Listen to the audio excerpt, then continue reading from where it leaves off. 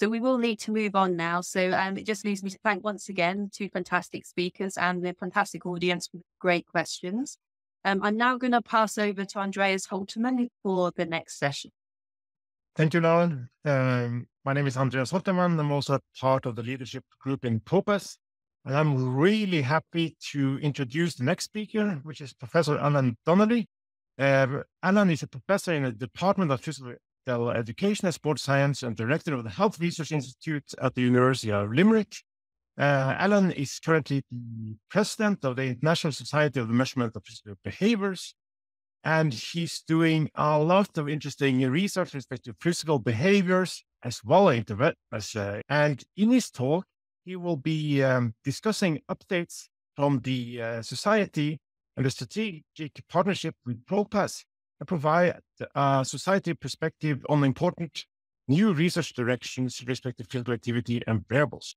Then I give the word to you, Alan. Hey, thank you, Andreas. That's great. Let me just share my screen here if I can and go to presentation mode. Can you let me know, Andreas? Can you see that? Yes, I can see it now.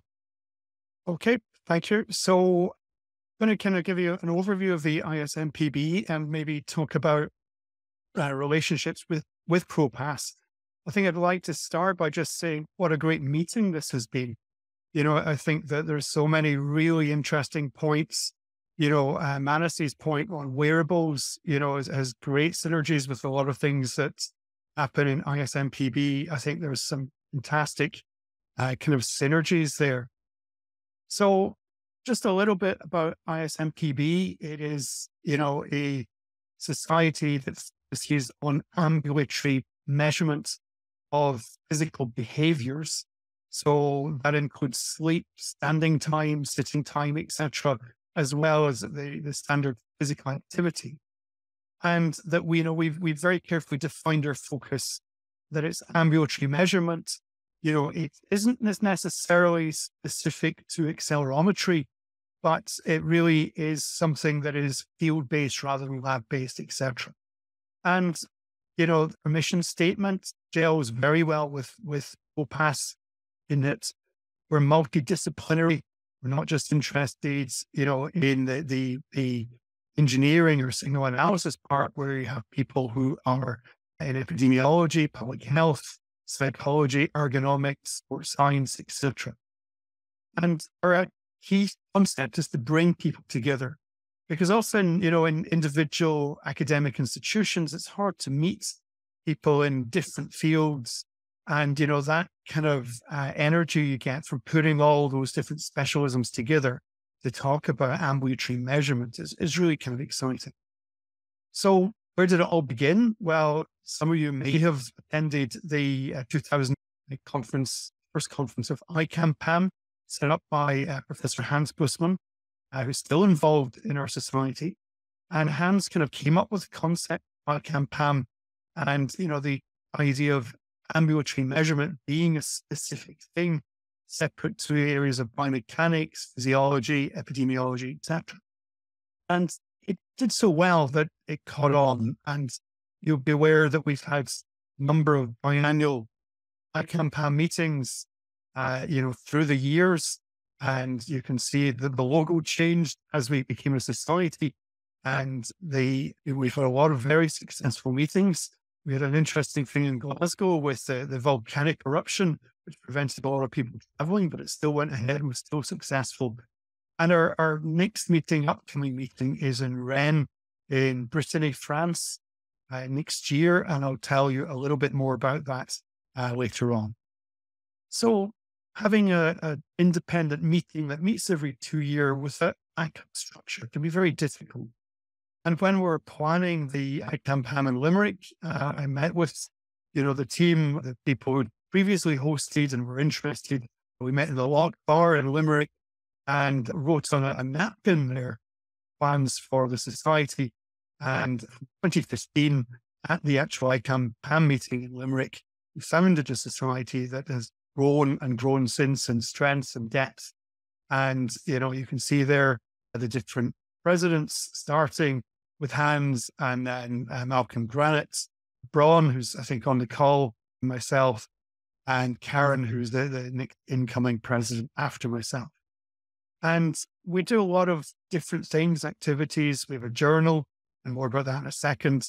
We provide host support, and helps you if you're going to run the conference. We have event management. We run webinars, training schools. We have a website, Twitter, X feeds, newsletter, and we do a lot of work towards supporting ECR members. So our journal, and I know Charlotte is here on the call. Charlotte's taken over recently as editor of this journal. It's published by Human Kinetics. It's the official journal of our society. It's again grown and grown over the years. I'm happy to let you know that it's just gained Scopus accreditation. It'll be Scopus listed. We're hopeful that Web of Science will list it either this year or next, which I know helps, in your institutions in terms of publishing. And it's focused very much on measurement methods, measurement results, and, very much evidence-based focus. And we run with lots of different activities. We run various ECR events. That's in Colorado, 15. I don't know why I've got that there, but ICAM PAM 22 in Colorado.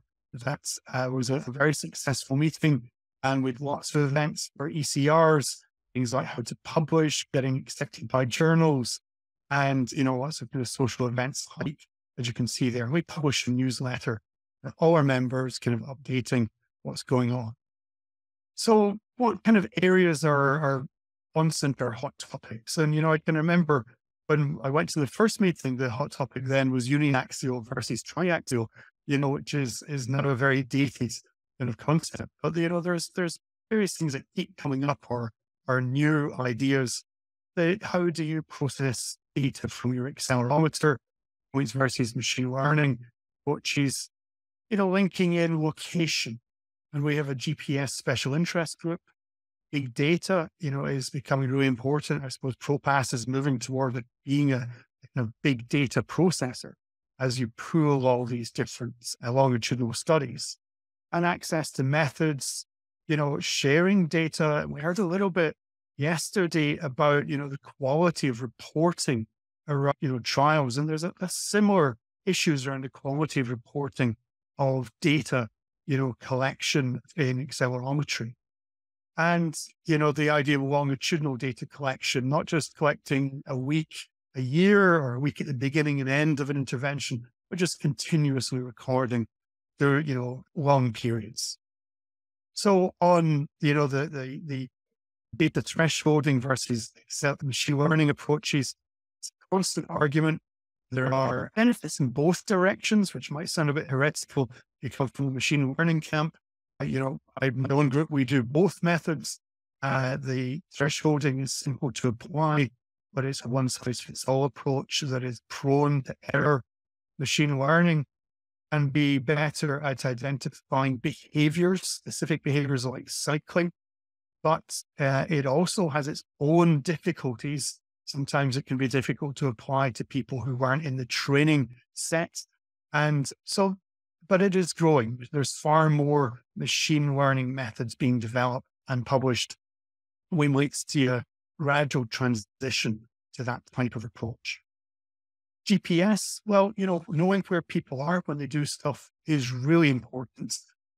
Last year, the GPS special interest group was formed, and, they are people who are doing accelerometry and taking GPS data and aligning them, which it can be complex sometimes. And you can get very nice, ideas of where people are undertaking their physical activity. And then linking accelerometry and, current generation of wearables and some research-grade accelerometers, not only can you download at the end, they're in constant communication through Bluetooth, through, wireless networks, and you can actually get them to trigger things.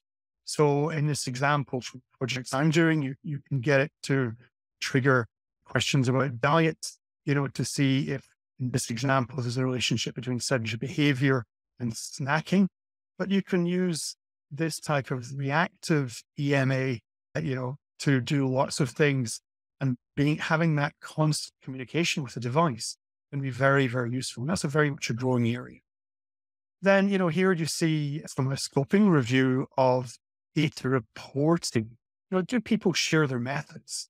And very often the code that's being used to process data isn't shared. And it leaves it very hard for other researchers to follow, in the footsteps of the publisher. It's very hard to interpret exactly what happens. The same is true, I'm not presenting it here, but the same is true of the actual methods that were used. What filtering was used on the device, what was the sample frequency, etc. And all those can affect outcomes, but often are not reported by researchers. And there is a kind of variable standard in reporting of wearable data and accelerometer data.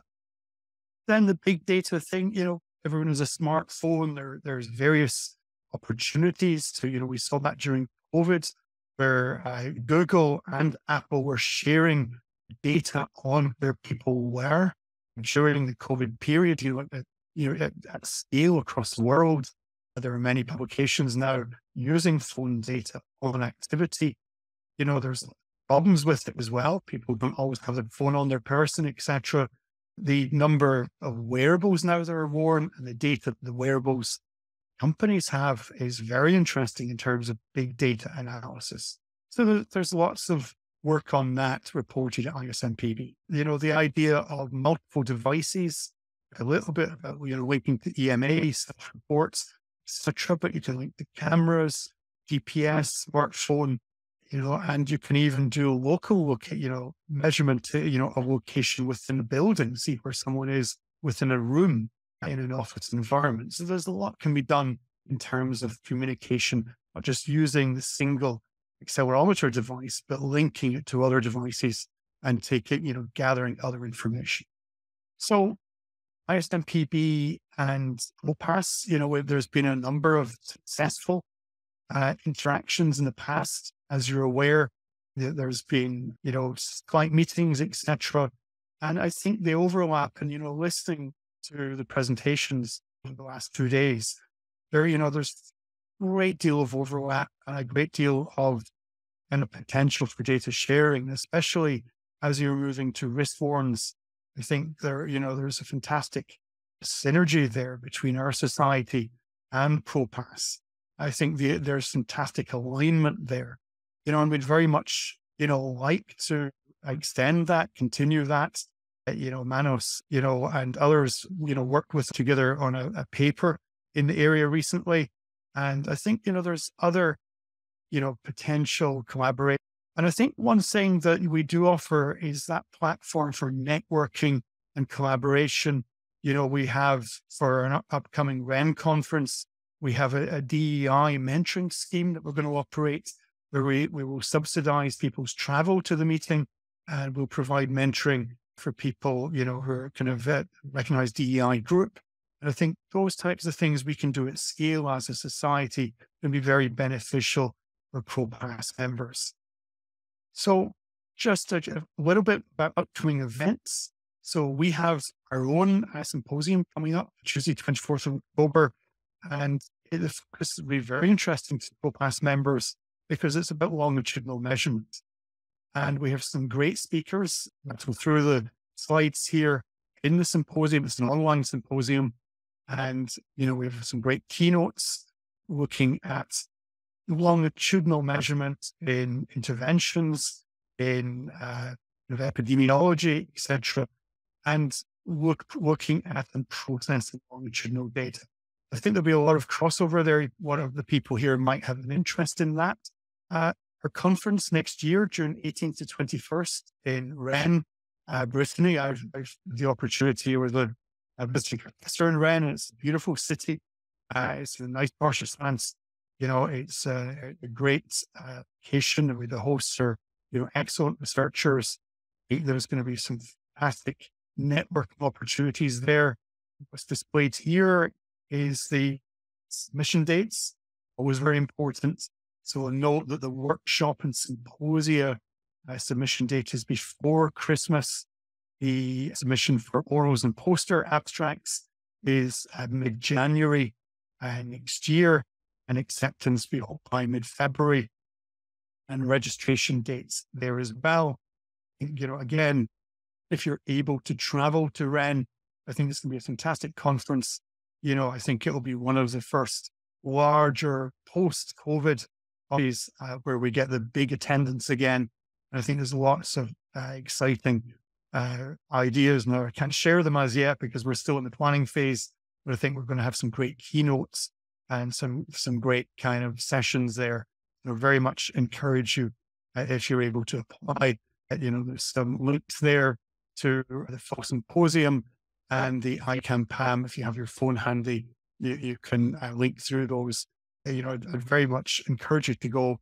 And, just to finish off, I think, I'd very much, encourage further links between the society and PROPASS. I think there's fantastic synergy that I'd very much like to see, further work going on and further interaction.